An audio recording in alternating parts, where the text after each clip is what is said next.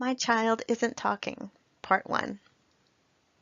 A Journey into the Life of a Child with Down Syndrome and His Family. Diane Fridley.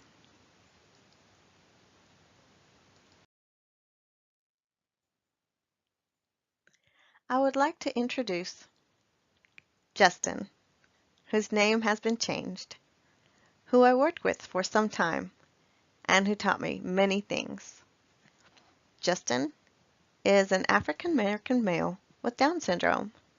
He was born to a very loving mother and father with supportive grandparents on the father's side that lived near. Justin's mother works a professional job in healthcare at a local hospital. Justin's father is in the military and is away from home sometimes for extended periods of time. Grandma and Grandpa play an important role in Justin's care.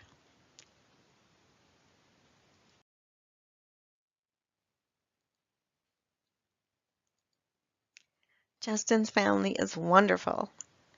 Justin is an only child because not only are Justin's needs with Down syndrome many, Justin is full of energy and at the age of 7 was still nonverbal.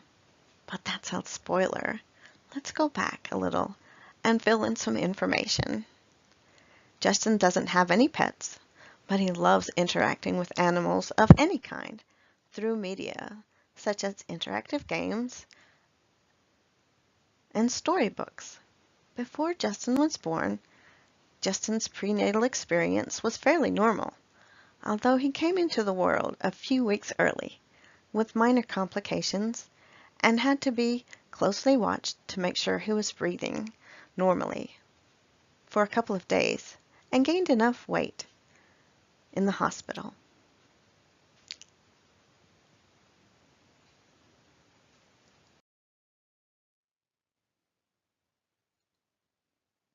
Life with Justin's family. Most of the time, Justin lives with mom and dad, unless dad has been deployed. Justin loves to visit grandma while mom's at work, if dad isn't home to spend time with him. While Justin has a great family, an extended family support system, mom is closest to Justin. Mom stayed home with him for an entire year before returning to work. When grandma retired and offered to care for Justin during the day, mom knew Justin would have the best of care and nurturing while she was at work.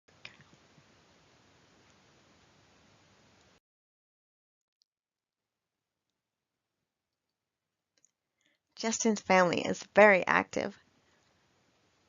Justin's family enjoys a lot of activities, such as going to the park, miniature golf, swimming, and movies. Dad and Justin really enjoy go going bowling on the weekend. Of course, Mom likes shopping, but Justin doesn't enjoy that so much and often spends a few hours with Grandma if the shopping trip will be a long one. The family goes to church together and often get together for other family members with other family members for dinners and parties.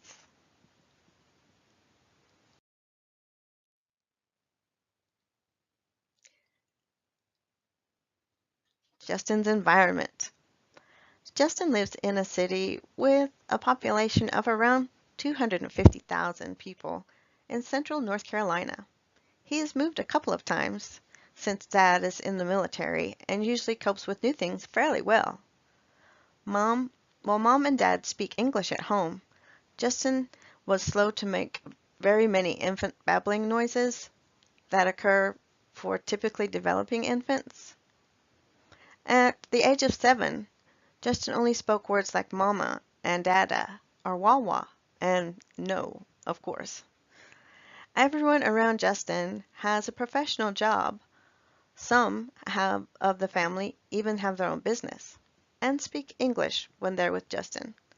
Since Justin at the age of 7 being nonverbal, the focus has mainly been English or even some form of communication that would allow Justin to interact and connect with family, caregivers, and express his needs and wants.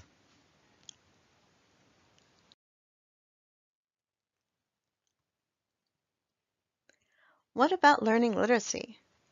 While Justin, while unable to read, has a fascination with the printed word in any form and had been observed from a young age to carefully look through a book, pick up a magazine, or even a piece of advertisement and look intently at the text. Justin's mother, father, and grandmother frequently read to Justin during the prenatal stage and continued to present. According to neuroscience, Justin was on the right track to brain development by all the reading from his caregivers from early in his development. Justin is also exposed to places such as parks, museums, and events that can foster opportunities for interest and speech. Justin has had speech therapy services since pre-K entrance to the public school system.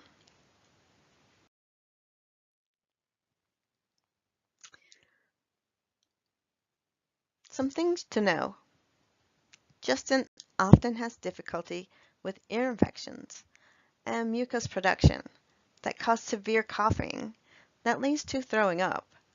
Since he can't tell us that there is about to be a problem and he's choking on mucus, we have to pay attention to early signs of breathing distress and help him clear his breathing pathways. The buildup of fluid in the ear also affects his hearing. However, he is unable to respond to hearing tests, and therefore he's been unable to be tested to date. He responds to his name and loud noises, so we know he can hear, but the speech therapist thinks that it still could play a part in his language development. Justin loves music and often learns best when there's music to go with the lesson. He will attempt verbal response much more readily with music than any other type of teaching method. Then, if there's music and dancing, the chances for utterance or verbal response is even better.